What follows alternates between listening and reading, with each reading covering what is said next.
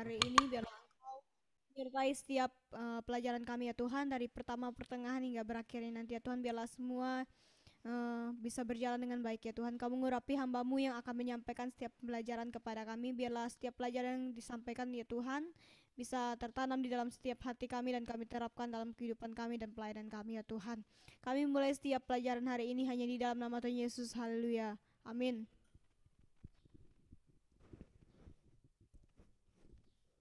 Oke. Kita akan melanjutkan pelajaran yang minggu kemarin. Ya. Kita hari ini bicara soal bagaimana cara Tuhan berbicara pada umatnya.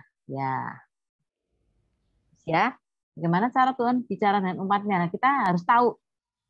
Ya, kita pengen mendengar suara Tuhan ya. Semua pengen. Tuhan itu tidak bisa kita lihat saat ini dengan mata jasmani, tapi mata roh kita bisa melihat Dia. Masih ingat pelajaran tentang tubuh, jiwa, dan roh?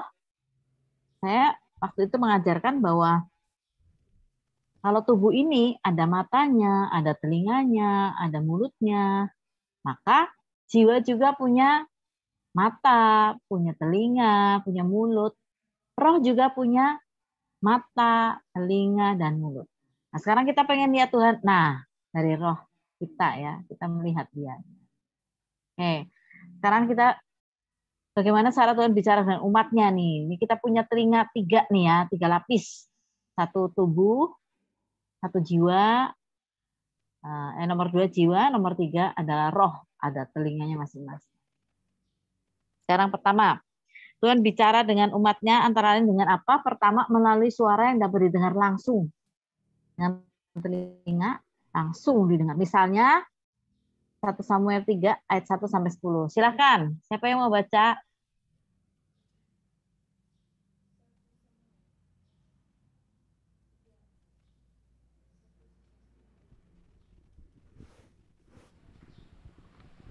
Satu Samuel pasal 3 ayat 1 sampai yang ke-10. Samuel yang muda itu menjadi pelayan Tuhan di bawah penguasaan Eli. Pada masa itu firman Tuhan jarang, penglihatan pun tidak sering. Pada suatu hari Eli yang matanya mulai kabur dan tidak dapat melihat dengan baik sedang berbaring di tempat tidurnya. Lampu rumah Allah belum lagi padam. Samuel telah tidur di dalam bait suci Tuhan, tempat tabut Allah. Lalu Tuhan memanggil, "Samuel, Samuel," dan ia menjawab, "Ya Bapa." Lalu berlarilah ia kepada Eli serta katanya, "Ya Bapa, bukankah Bapa memanggil aku?" Tetapi Eli berkata, "Aku tidak memanggil, tidurlah kembali." Lalu pergilah ia tidur. Dan Tuhan memanggil Samuel sekali lagi. Samuel pun bangunlah, lalu mendapatkan Eli serta berkata, "Ya Bapa, bukankah Bapa memanggil aku?" Tapi Eli berkata, "Aku tidak memanggil engkau, anakku, tidurlah kembali." Samuel belum mengenal Tuhan, firman Tuhan belum pernah dinyatakan kepadanya. Dan Tuhan memanggil Samuel sekali lagi untuk ketiga kalinya. Ia pun bangunlah, lalu pergi mendapatkan Eli serta katanya, "Ya Bapa, bukankah Bapa memanggil aku?" Lalu mengertilah Eli bahwa Tuhanlah yang manggil anak itu. Sebab itu berkatalah Eli kepada Samuel, "Pergilah, tidur, dan apabila ia memanggil engkau, katakanlah, berbicaralah Tuhan, sebab hamba-Mu ini mendengar." Maka pergilah Samuel dan tidurlah ia di tempat tidurnya. Lalu datanglah Tuhan, berdiri di sana dan memanggil seperti yang sudah. "Samuel, Samuel," dan Samuel menjawab, "Berbicaralah, sebab hamba-Mu ini mendengar." Oke ya, jadi ini suara Tuhan didengar langsung oleh Samuel. Waktu itu Samuel masih kecil, mungkin di bawah 10 tahun ya umurnya waktu itu. Dia cukup lama melayani Imam Eli. Karena waktu udah cerai susu, ibunya mengantar Samuel ke tempat Eli untuk menjadi pelayan Eli di situ. Cerai susu tuh mungkin kalau di orang Yahudi itu mungkin 4-5 tahun gitu loh. Ya, masih kecil sekali dia udah pisah sama ibunya. ditaruh di bait suci. Bayangkan. Jadi kalian ini sekarang masih muda ya, semangat untuk melayani Tuhan, harus semangat. Karena ada orang-orang yang muda yang dipakai oleh Tuhan. Yeremia dipanggil untuk melayani itu umurnya 17. Timotius juga sekitar itu. Ya, muda sekali ya, kalian juga muda, semangat.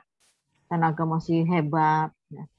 Mata juga masih belum pakai kacamata kayak saya gini. Baca masih bisa, ya. Pendengaran juga nggak usah pakai sambungan misalnya ya. Kalian masih hebat nih.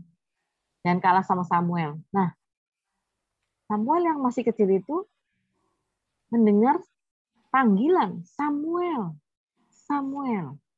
Nah, kita mendengar, kita akan melihat di Alkitab nih, kalau Tuhan manggilnya seperti itu serius banget ya.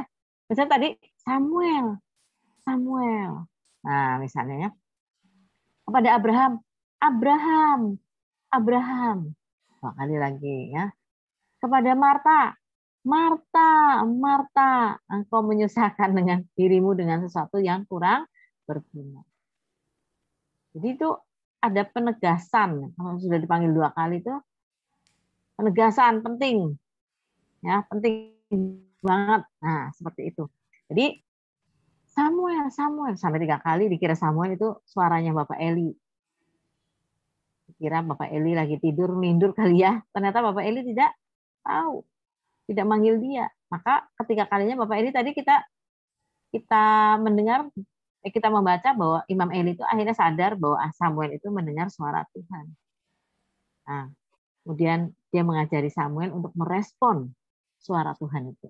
Maka keempat kalinya Tuhan memanggil Samuel, Samuel.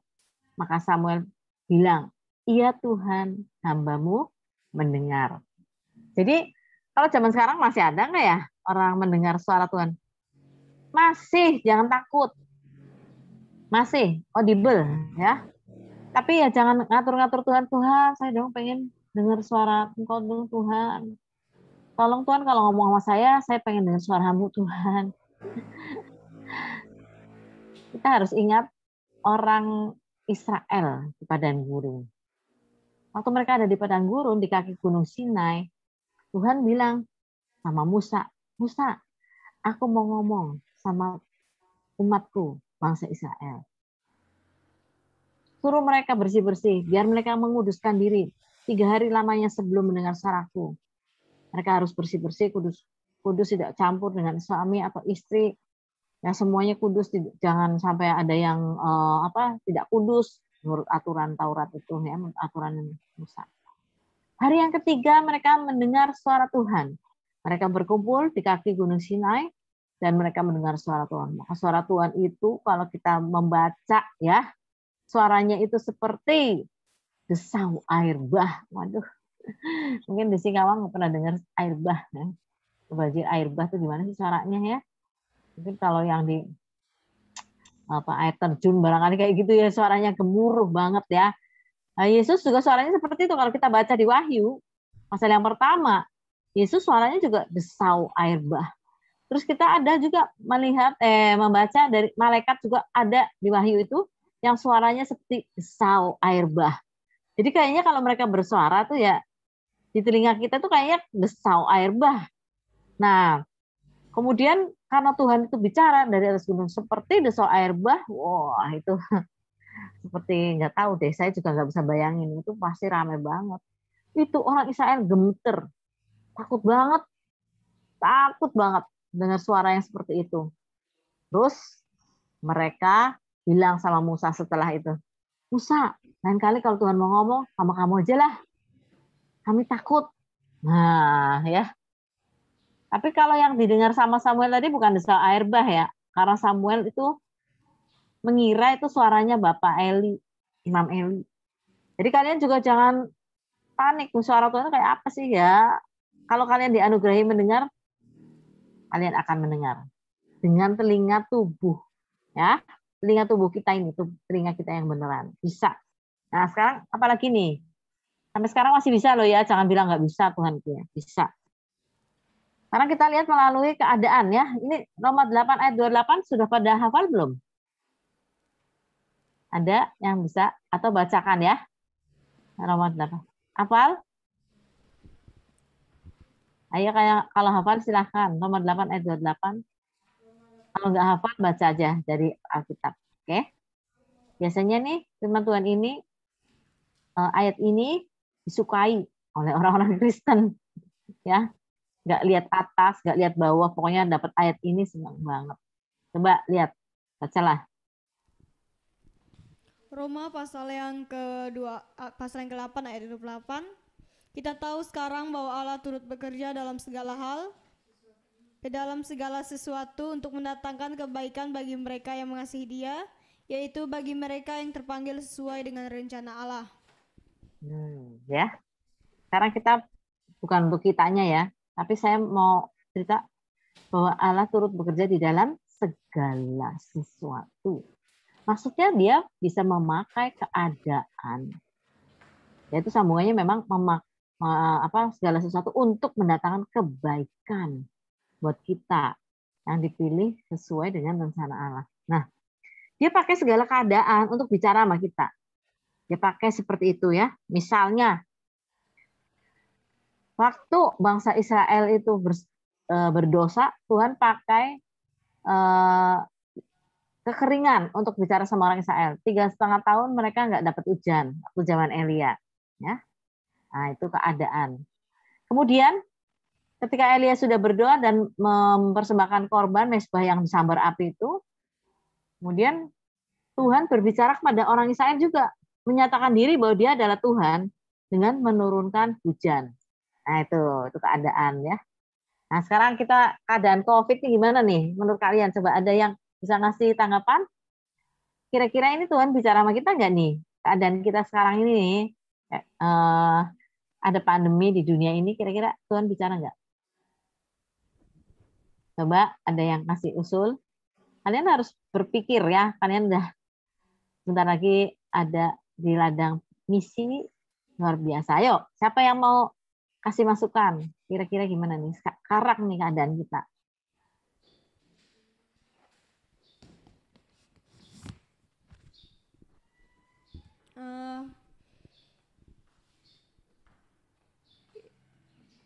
Keadaan yang sekarang ini, yang di dalam yang kita menghadapi saat ini, apalagi bagi kita, ya bagi saya yang sudah masuk dalam pelayanan, sangat melihat dalam suatu kondisi seperti ini tuh membuat kita menjadi apa ya, sulit kita untuk selalu dekat dengan mereka gitu ya Bu. Jadi membuat keadaan tuh jadi nggak enak gitu kan. Yang biasanya kita selalu dekat gitu kan, kita selalu berkumpul, berbagi cerita gitu kan. Jadi sekarang dalam keadaan seperti ini, jadi sulit kita untuk dekat-dekat gitu Bu. Yang jadi penghalangnya kan karena kita takut juga kalau kena ketularan gitu kan, kena COVID gitu. Jadi itu yang membuat keadaannya nggak enak gitu. Jadi kita juga sulit juga untuk kita bisa dekat dengan yang lain gitu, dengan misalkan dengan orang-orang di sekeliling kita gitu kan. Jadi membuat keadaan tuh menjadi renggang gitu Bu. Itu yang membuat keadaan sekarang ini membuat nggak enak gitu Bu, nggak buat nyaman gitu. Jadi keadaan ini kira-kira menurut kalian itu Tuhan lagi bicara sama kita nggak? Menurut kalian keadaan pandemi ini?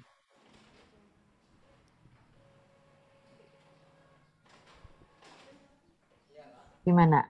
Bicara Bu. Bicara apa? Coba kita pengen tahu. Sebetulnya dia pengen ngomong apa gitu? Untuk kita berjaga-jaga. Untuk kita Tuhan berjaga-jaga. mau kita untuk kita lebih dekat lagi dengan Tuhan. Oke. Apalagi? Ayo berjaga-jaga. Apalagi? Ada usul? Kalian bisa usul berjaga-jaga. Apalagi?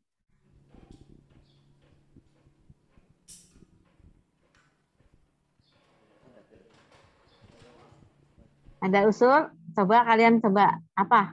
Kira-kira Tuhan bicara apa nih sama kita di saat seperti ini? Oke, berjaga-jaga. Tuhan mau berkata, ini aku sebentar lagi datang loh ya. Nah, gimana? Ada lagi? Tuhan mau melihat kesetiaan, Bu. Lihat Soalnya kan kesetiaan. ya, apakah kita tetap setia kepada Tuhan dengan adanya corona ini?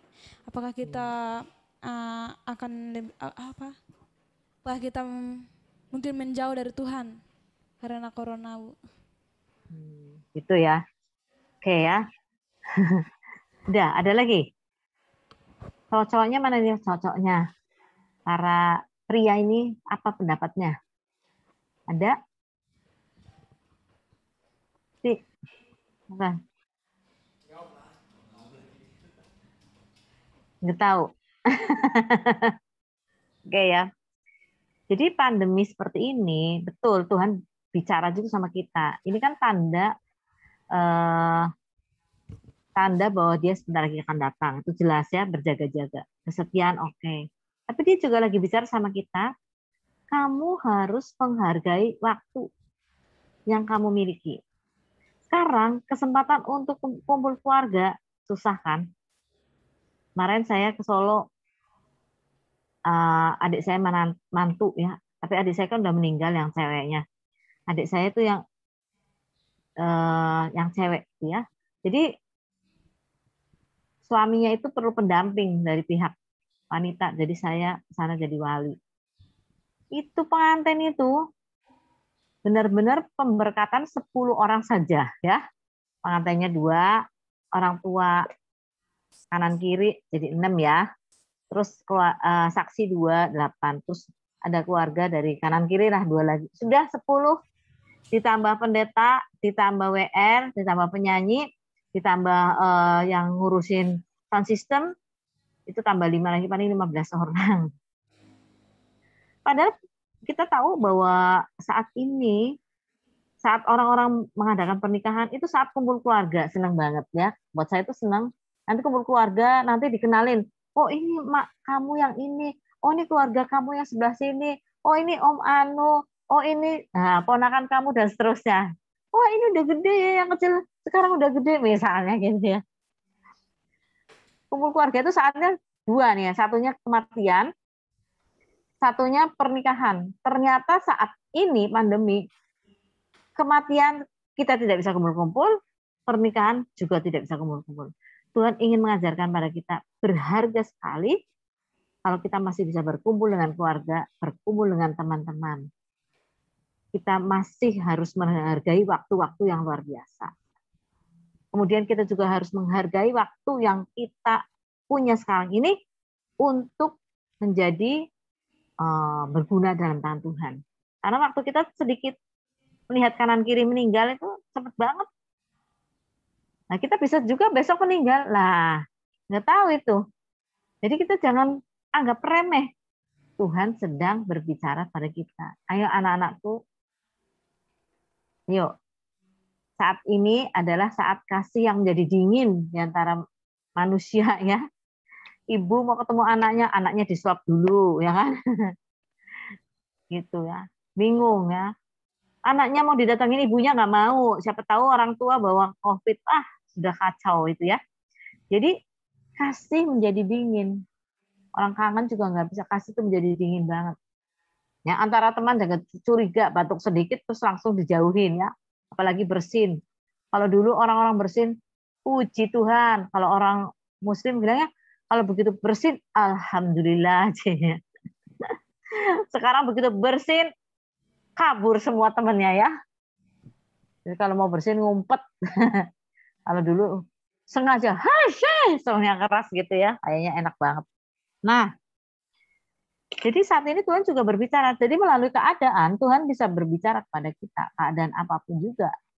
Ya, mungkin itu satu keadaan, misalnya bisa juga ada kerugian. Dalam kerugian itu apa sih Tuhan mau bicara apa? Ya, seperti ada seorang pendeta mengunjungi pendeta lainnya ya, temennya. Dia lihat temennya itu baru kecelakaan, dia di rumah sakit. Lama dia ada sebulan, temennya ngunjungin. Dia bercanda, dia ngomong sama temennya itu. Ah, kamu nih terlalu sibuk, katanya. Ini mungkin waktu buat Tuhan untuk bicara sama kamu. Biasanya kamu tuh sibuk, lupa sama Tuhan. Jadi sekarang ini saatnya bicara-bicara sama kamu. Habis kamu tiduran terus gitu. Tapi si pendeta temennya ini waktu ngomong begitu, dia juga tertemplak sama omongannya sendiri. Dia berpikir juga dalam hati, loh, aku juga kok terlalu sibuk ya. Aku harus mendengar suara Tuhan. Aku harus bercakap-cakap dengan dia. Kok aku juga terlalu sibuk. Aku sampai melalaikan waktu untuk Tuhan. Jadi dia bertobat dengan omongannya sendiri sejak saat itu. Dan dia meluangkan waktu setiap hari untuk bersaat teduh. Setiap hari untuk mendengar suara Tuhan. Itu dia ya. Jadi kalau saat teduh kita ngapain aja saat teduh tuh. Saat teduh kan berarti kita berdoa, bercakap-cakap dengan Tuhan. Artinya kita bicara, Tuhan juga bicara. Saat itu kita berdoa, kita baca firman Tuhan, kita melakukan percakapan dengan Tuhan, kita berintim ria dengan Tuhan. Nah, itu luar biasa tuh. Setiap hari harus gitu ya. Saya berharap kalian juga punya saat teduh. Sebenarnya paling sedikitnya 1 jam. Doa, baca Alkitab, merenungkan firman Tuhan, menghafalkan ayat dan seterusnya. Gitu ya. Kalau kalian saat teduhnya berapa jam?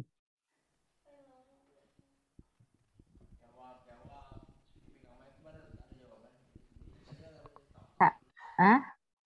Paling lama setengah jam lah, Bu. Oke, paling lama setengah jam. Gak apa-apa, belajar.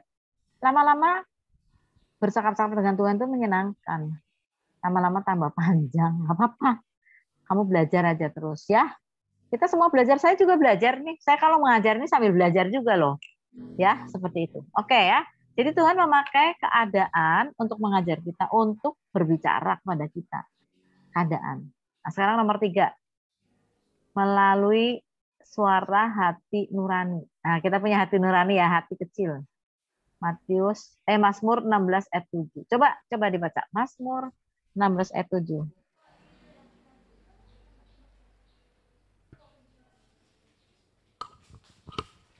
Mazmur pasal 16 ayat yang ke-7.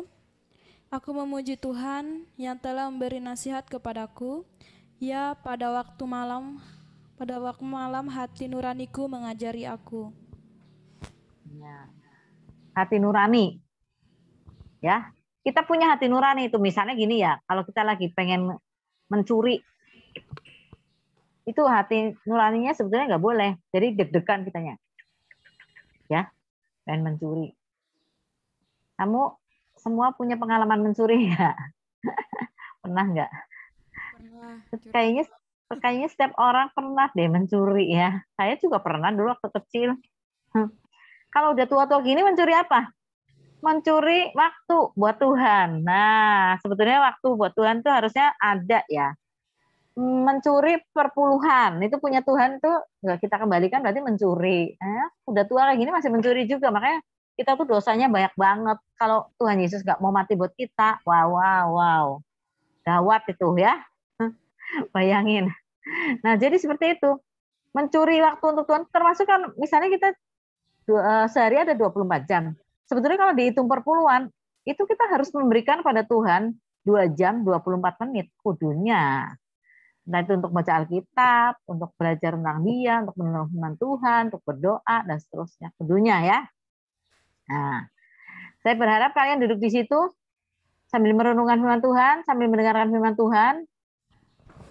Amen. Itu mempergunakan waktu baik-baik, jangan lamun ya. Berharap ya, saya berharap banget karena kalau duduk mendengarkan dosen atau pendeta berkhotbah itu biasanya tuh paling 50% masuk. Ada yang 30%. Tapi ada juga yang bisa 80 atau 90%. Kalau saya mengakalinya tuh nyatet.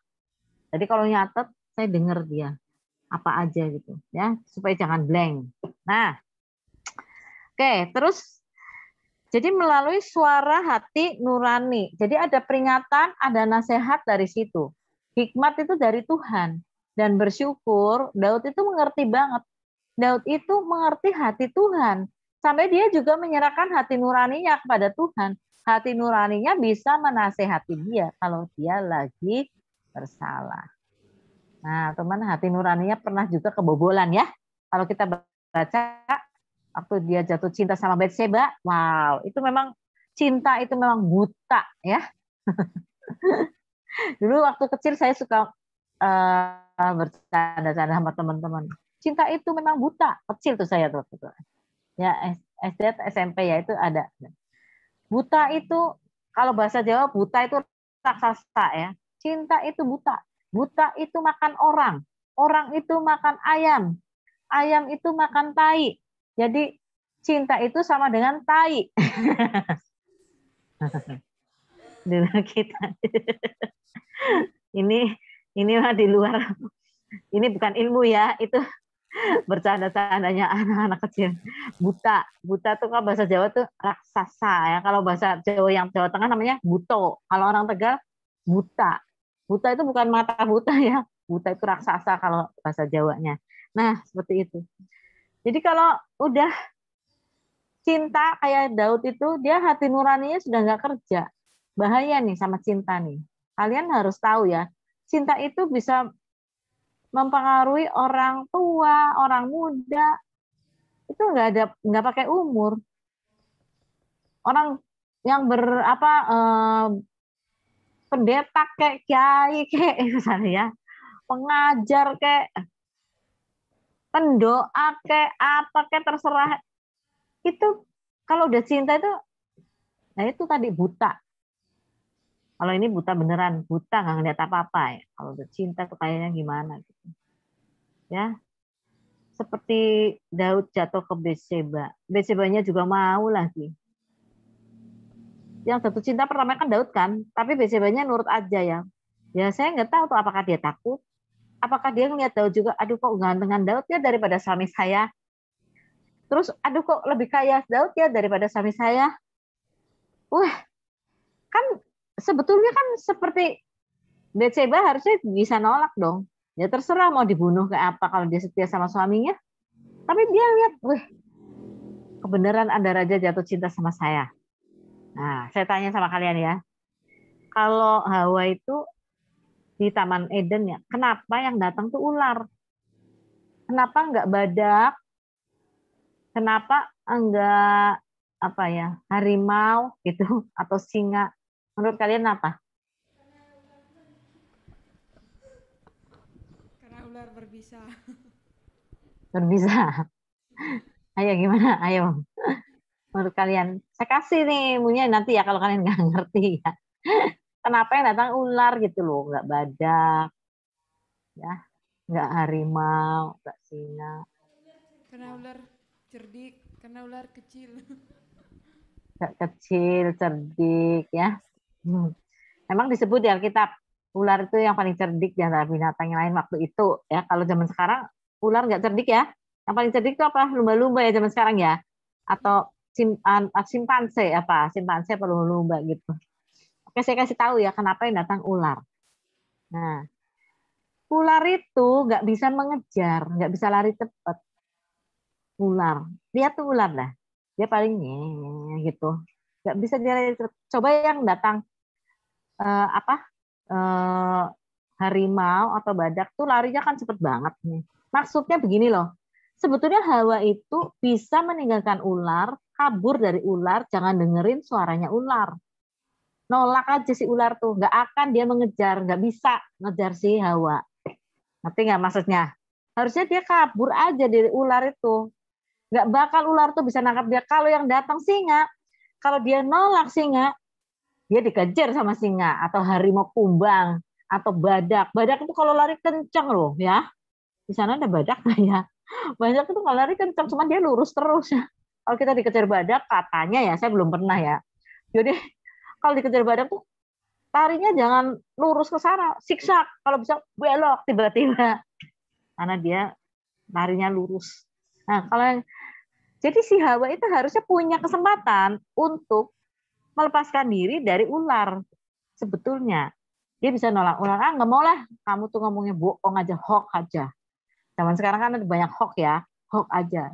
dia sebetulnya punya kesempatan untuk lari, untuk benar, untuk ingat bahwa Tuhan sudah melarang untuk makan buah satu-satunya pohon yang tidak boleh dimakan buahnya itu cuma satu di situ. Namanya pohon pengetahuan baik dan jahat. Buah pohon yang lain kan boleh, buahnya kan banyak banget. Kenapa juga mesti ingin yang satu? Orang banyak lagi yang lain, kok dia mau yang itu.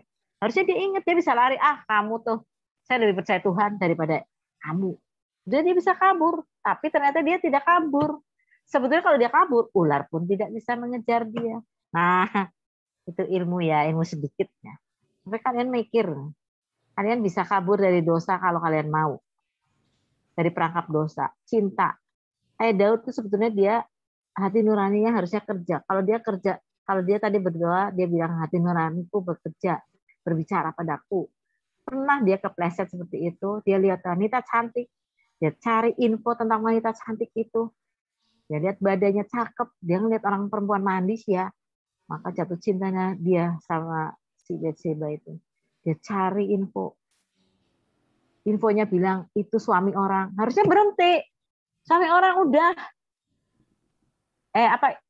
istri orang maksudnya, istri orang udah berhenti. Itu suaminya namanya Uria. Ya istri orang berhenti. Oh iya punya istri orang, nggak boleh aku ini bisa dihukum mati aku nih. Kalau dihukum Taurat kan bisa dihukum mati itu. Harusnya dia berhenti, tapi ternyata hati nurani waktu itu kalah dengan hawa nafsu. Nah, itu Daud tuh kira-kira umurnya waktu itu 40-50 begitu ya. Itu lagi seger-segernya cowok-cowok ya. Jadi dia katanya orang dunia sih itu lagi puber kedua gitu maksudnya. Jadi dia lihat Betseba, jatuhlah dia dalam dosa karena dia tidak mendengarkan hati nurani waktu itu. Ayo kita belajar untuk mendengarkan suara Tuhan baik-baik. Dosa itu mendekati kita, iblis itu selalu dekat sama kita, pengen kita jatuh ya. Tapi kita bisa lari loh dari dia. Persoalannya mau apa enggak gitu loh. Kayak Daud nggak mau, jatuhlah dia dalam dosa. Betseba nggak mau, Betseba bisa nolak. Enggak, baginda saya udah punya suami. Tapi kok dia mau aja sama Daud sampai hamil. Nah itu perempuan nggak benar juga itu. Harusnya dirajam batu itu dua-duanya kalau menurut Tauratnya. Gitu ya. Sudah tahu hukumannya dirajam batu masih melanggar juga. Karena waktu itu hati nurani mereka tidak bekerja. Hati-hati sama cinta ya. Saya kasih tahu. Cinta suka membuat kita tadi buta. Dan lupa ya, kayak aku tadi kecil tadi, cinta itu buta. Cinta yang hawa nafsu itu, buta itu makan orang makan ayam makan tai. Jadi cinta itu sama dengan tai. Kalau cinta hawa nafsu itu, jangan diuber, nggak enak ya. Malah kita makan tai itu nggak enak ya. Itu sebenarnya mainan anak-anak, ya omongan anak-anak. Tapi saya pikir-pikir ada benernya juga. Kalau hawa nafsu itu jangan diuber, jangan ya. Jangan sampai tangkep. Nah, itu hati nurani tadi ya. Walaupun akhirnya Daud mengatakan, iya Tuhan, hikmat kebijaksanaanmu aku perlukan untuk menghadapi problem dan semuanya. Semua yang aku alami ini, aku perlu Engkau. Bicaralah melalui hati nuraniku. Nah, itu ya. Sebetulnya ya salahnya Daud yaitu sama ada satu lagi ya. Tapi dosanya Daud itu besar banget sampai diumbar di Alkitab. Ya, saya berharap nggak ada yang jatuh dalam soal ini ya. Kita harus baik-baik di hati nurani. Karena cinta itu sekali lagi nguber siapa aja. Udah jadi pendeta bisa jatuh ke pelecehan anak-anak. Udah jadi pendoa bisa jatuh sama suami orang misalnya atau istri orang. Udah jadi pendeta besar jatuh cinta sama sekretarisnya sebab istrinya udah sama tuanya sama dia ya. Para wanita itu kalau sudah mulai keriput, nah ya nggak apa-apa. Cowok-cowok tuh ngerasa kalau udah tua tuh nggak keriput, sama aja keriputnya ya. Tapi cowok-cowok tuh seringkali meninggalkan istrinya yang udah keriput untuk cari yang muda. Walah, repot juga ya.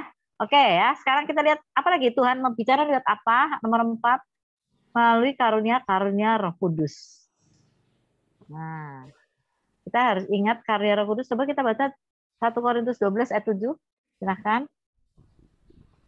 1 Korintus pasal 12 ayat yang ke-7. Tetapi kepada tiap-tiap orang dikaruniakan pernyataan roh untuk kepentingan bersama.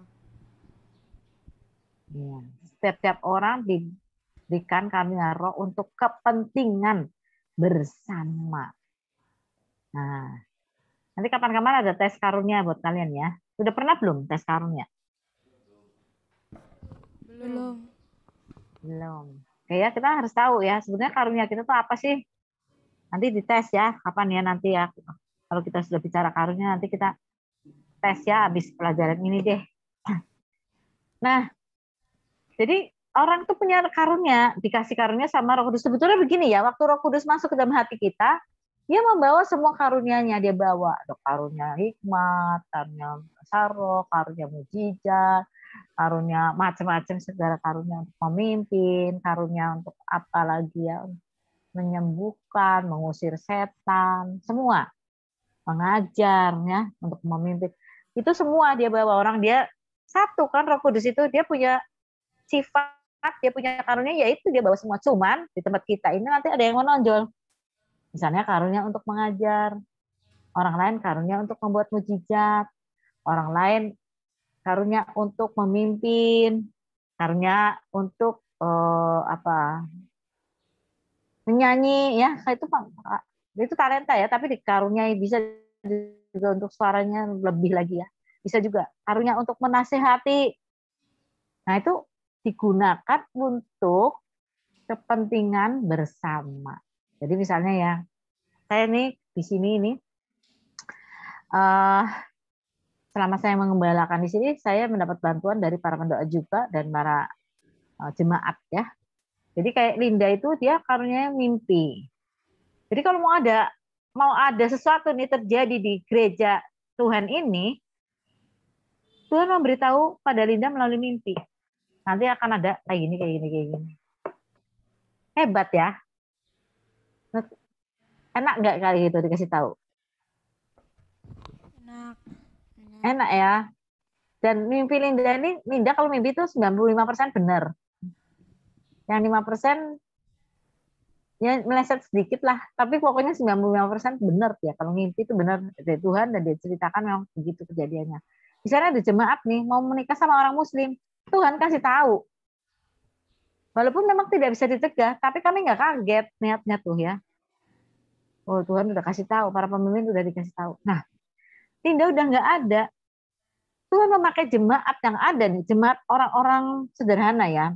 Ada yang jual kue, ada tukang beca, ada juga petani. Itu mereka Tuhan memakai mereka untuk bicara sama saya. Kaget saya juga, kok jemaat juga diberi tahu sama Tuhan untuk menasehati saya juga ya, untuk mengingatkan saya. Nah itu saya bersyukur sekali. Nah kalau misalnya kemarin nih saya pergi komsel ke Cayut ya, itu daerahnya 25 kilo dari sini, dari rumah saya. Saya naik motor panas-panas ya, diboncengin si Adiel ke sana. Terus itu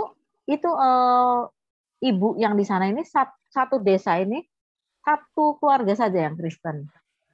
Nah, ibu ini usahanya bertani ya. Bertani tapi bukan ladangnya sendiri, ladang orang lain, nanti dia mengelola dan seterusnya. Nah, terus dia bilang, Bu, waktu kemarin tuh saya tuh waktu anak saya sakit, Yason itu sakit, anaknya namanya Yasonnya yang laki. Dia itu COVID waktu itu dan kami semua lagi pada ya sakit juga walaupun nggak sesakit Yason, cuman gejalanya ringan aja. Terus saya tuh siang-siang tuh bangun ada dengar suara. Dengar suaranya kayak gini Bu, sampai saya catat. Dia bilang, aku akan datang kembali.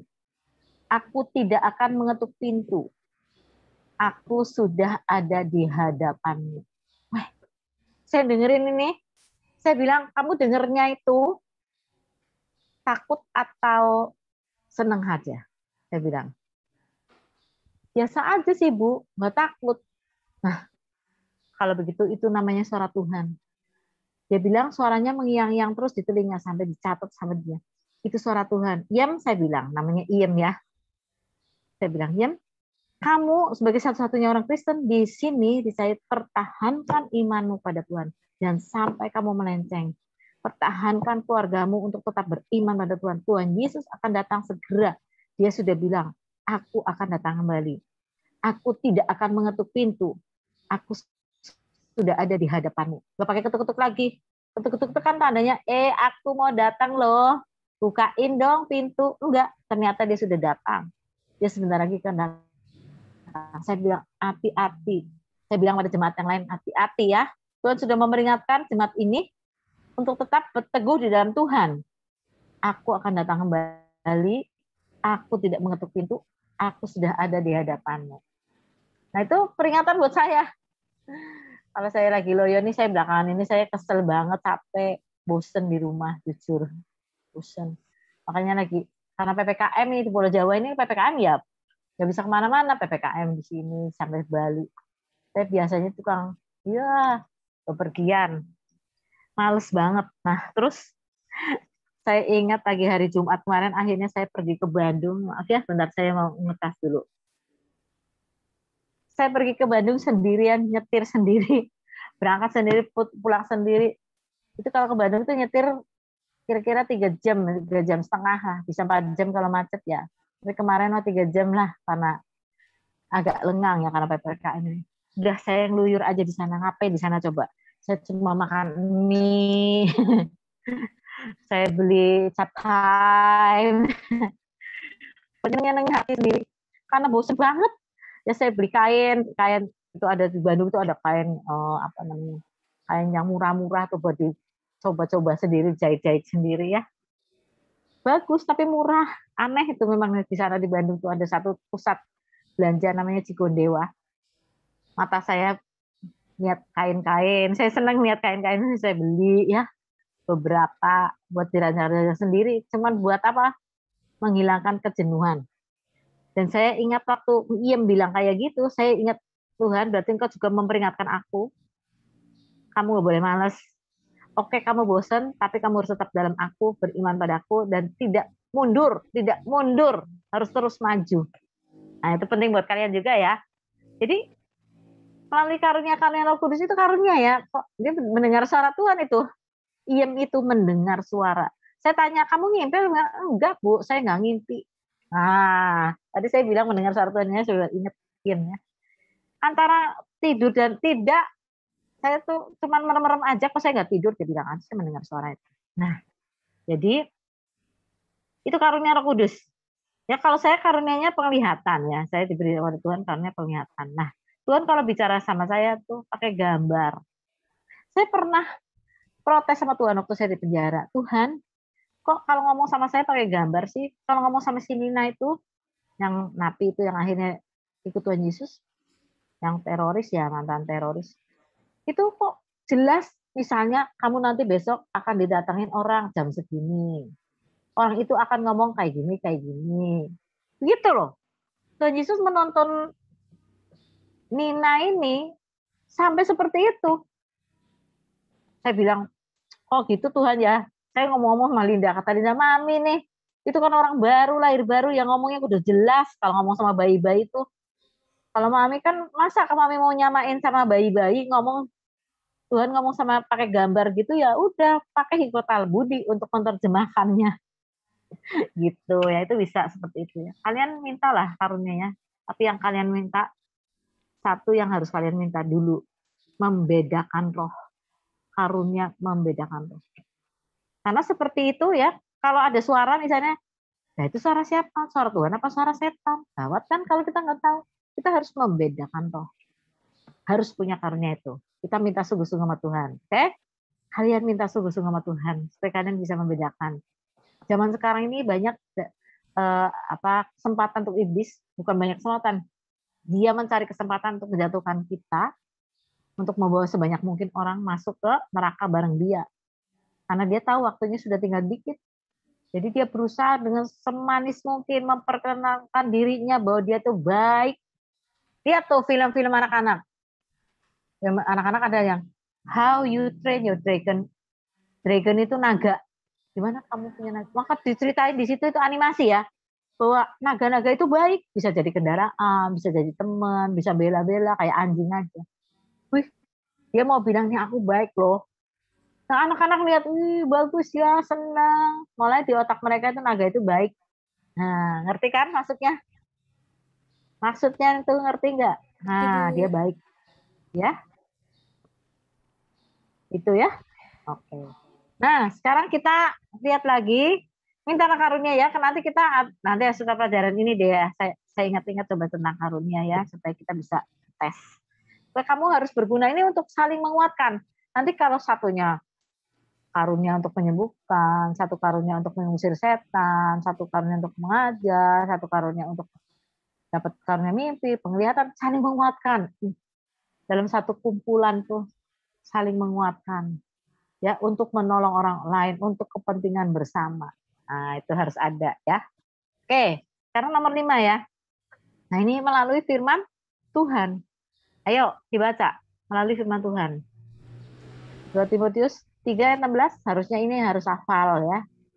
Ayo silakan baca. 2 Timotius 2 3:16. Timotius 3:16, segala tulisan yang diilhamkan Allah bermanfaat untuk mengajar, menyatakan kesalahan, untuk memperbaiki kelakuan, dan untuk mendidik orang dalam kebenaran. Segala apa tadi yang pertama? Coba Segala tekankan. segala tulisan yang diilhamkan Allah memang bermanfaat untuk mengajar. Ya. Oke, ya. Segala tulisan yang diilhamkan Allah. Sebetulnya terjemahnya kurang pas. Maksudnya gini, segala tulisan ini yang di Alkitab diilhamkan oleh Allah. Bukan segala tulisan yang diilhamkan oleh Allah, bukan. Segala tulisan di sini, di Alkitab ini, itu diilhamkan oleh Allah untuk mengajar, untuk menegur, untuk memperbaiki kelakuan, dan seterusnya. Itu ya. Itu memang terjemahnya rada kurang pas, harusnya seperti itu. Jadi di Alkitab itu nggak ada yang nggak diilhamkan oleh Allah, semua diilhamkan oleh Allah di Alkitab. Karena itu kita sebut dia adalah firman Tuhan. Nah, kita ngerti bahwa Yesus itu disebut firman. Ya, kalau kita baca di Yohanes pasal 1, pada mulanya adalah firman. Dan firman itu bersama-sama dengan Allah. Dan firman itu adalah Allah. Ya, seperti itu ya. Nanti saya minta lain kali kalau lagi saya ngajar, kalau bisa ya jangan kencing, jangan minum ya. Saya ngajar cuma sejam loh, nggak nyampe ya. Biasanya saya cuma 55 menit. Tolong deh, sebelumnya kencing dulu. Kecuali mencret ya, diare, nggak tahu deh ya. Tolong, supaya kalian nggak kehilangan momen ya. Saya ngerti banget kalau ada kencingnya segala macam, nanti keluar masuk begitu, konsentrasi kalian buyar. Saya juga konsentrasinya rada terganggu loh. Saya lihat kalian jalan-jalan begitu, jadi saya mau ngomong apa jadi lupa ya. Tolong ya, jangan sampai apa yang sudah disiapkan oleh Tuhan nggak kalian tangkap gitu. Oke. Ya, Bu. Jadi sekali lagi ya, melalui firman Tuhan. Tadi ya, Yohanes pasal yang pertama dibilangnya pada mulanya adalah firman. Firman itu bersama-sama dengan Allah, dan firman itu adalah Allah. Nah, ayat 14-nya, firman itu telah menjadi manusia dan ada di antara kita. Berarti firman itu adalah Yesus Kristus. Dia adalah Allah, Yesus Kristus. Maka firman yang wujud manusia itu adalah Yesus Kristus. Dan firman yang bentuknya tulisan adalah Alkitab yang sekarang kita baca, yang sedang kita pelajari ini. Ya, sekali lagi ya.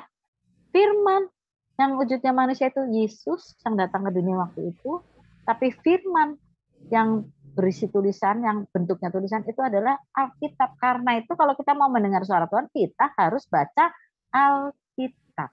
Ngerti kan? Karena dia firman Tuhan. Ya, kalau kita jadi orang Kristen, kita pengen dengar suara Tuhan, nggak senang baca Alkitab, nggak mau baca Alkitab, nggak mendorong diri untuk baca Alkitab, alasannya banyak, tulisan kecil-kecil, bosen, Alkitab itu buku kuno, dan seterusnya. Ya, kita nggak bisa mendengar suara Tuhan. Biar gimana pun. Karena Alkitab itu adalah suara Tuhan, firman Tuhan. Jadi kita nggak usah muluk-muluk lah, Tuhan, bicaralah. Saya pengen denger nih di telinga. Tolong Tuhan, karunia apa-apa. Kita mintanya yang hebat-hebat. Kalau bisa karunia yang menyembuhkan, Tuhan pengen supaya tenar. Kata Tuhan, kamu mendengar Belum, aku kalau ngomong, kamu nggak pernah baca Alkitab, bagaimana kamu bisa mendengar suara aku? Hal yang paling mudah itu adalah melalui firman Tuhan. Mendengar suara Tuhan itu melalui firman Tuhan. Ya, sekarang kita terus. Nomor 6, melalui kehadiran malaikat Tuhan. Nah, malaikat Tuhan bisa disuruh oleh Tuhan. Malaikat Tuhan ya. Nah, ini soal nomor 6 sampai nomor 9 kita akan bahas nanti minggu depan.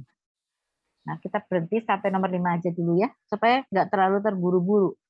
Kalau terlalu terburu-buru nanti kurang jelas buat kalian. Setuju? Setuju, Bu. Ya, setuju ya?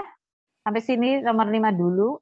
Kalian aku rasa juga sudah penuh belajar untuk mendengar firman Tuhan. Nah, jadi sekali lagi, saya tanya, untuk mendengar suara Tuhan itu perlu nggak? Perlu. Perlu ya. Jadi kamu kalau doa itu jangan ngomong sendiri aja. Kalau ngomong sendiri itu berarti ngajar. Kayak saya ngajar kalian ini sekarang nih satu arah ya. Atau mendengar khotbah tuh satu arah kan, bener kan? Iya, Tapi Bu. kalau berdoa itu beda. Berdoa itu kita ngomong, Tuhan juga ngomong. Jadi kayak misalnya saya bicara sama Erik, Erik minta tolong ya bikin ini, tolong tayangkan itu pelajaran saya kemarin. Erik nyautin, iya Bu, siap. Itu ada komunikasi dua arah ya. Iya. Nah kalau kita doa gimana? Kalau kita doa, kita ngomong terus, ya kan terus saja. Kita nggak kasih Tuhan kesempatan Tuhan ngomong. Itu namanya khotbah loh. Itu namanya apa? Bicara satu arah, benar nggak? Jadi Benar. gimana dong? Kita harus belajar mendengar suara Tuhan. Kita harus punya satu waktu merenungkan firman Tuhan, mendengar suara Tuhan. Kalau kita lagi mau pelit, misalnya Tuhan mengingatkan, hendaklah kamu murah hati, ya kan? Kalau kita lagi mau berdosa, Tuhan ingatkan, berbahagialah mereka yang suci hatinya, karena mereka akan melihat Allah. Nah, kalau ayat itu dihafalin bukan cuma buat hafalan sekedar gitu, tapi itu akan mengingatkan kita. Firman Tuhan yang kita baca itu akan mengingatkan kita. Dia akan berbicara sama kita. Roh Kudus akan mengingatkan kita akan segala sesuatu yang sudah Tuhan ajarkan buat kita. Jadi Roh Kudus akan mengingatkan kita dalam segala hal. Kalau kita sedih, Roh Kudus juga akan bicara sama kita ya. Jadi perlu sekali mendengarkan suara Tuhan. Nah, tapi kasih waktu dong supaya dia ngomong gitu. Kasih waktu dong untuk baca Alkitab. Kasih waktu dong dalam doa kita berhenti sejenak mendengarkan dia. Jangan lamun ya, berhenti sejenak. Belajar, saya juga belajarnya mati-matian kalau kamu mendengar suara Tuhan itu bener deh. Kalau soal doa itu, karena doa itu sebenarnya banyak ngelamunnya. Menurut saya kalau mau, saya pengen doa sejam nggak taunya tuh doanya paling 5 menit, yang 55 menit tuh ngelamun. Gawat gak? Suka begitu ya. Kita belajar untuk konsentrasi nih, konsentrasi menguasai pikiran kita sendiri ya. Saya kalau lagi udah gemes sama pikiran sendiri nih, mana-mana, saya bilang, aku menawan pikiranku dan menaklukkannya kepada Yesus Kristus. Aku menaklukkan pikiranku, aku menawan pikiranku dan menaklukkannya kepada Yesus Kristus. Saya ngomong berkali-kali supaya saya bisa konsentrasi kepada Tuhan. Nah gitu ya. Kita tuh manusia si daging ya, jadi suka kayak gitu. Tapi kita punya kekuatan di sini ya. Namanya Roh Kudus. Kita bisa mengandalkan Dia. Amin. Amin. Amin. Amin. Maka ketika kita mendengar suara Tuhan, doa itu menjadi tidak membosankan. Karena kita bicara, Tuhan juga bicara. Waktu kita ngomong, Tuhan juga menjawab. Enak kan? Tidak membosankan kan? Ya? Oke? Ya, dicoba ya. Oke. Tuhan memberkati. Kita akan bertemu lagi Senin depan. Silakan, ada yang mau berdoa? Baiklah, mari kita bersatu dalam doa. Terima kasih Tuhan buat bimbingan-Mu, buat penyertaan-Mu Tuhan sepanjang waktu pelajaran kami.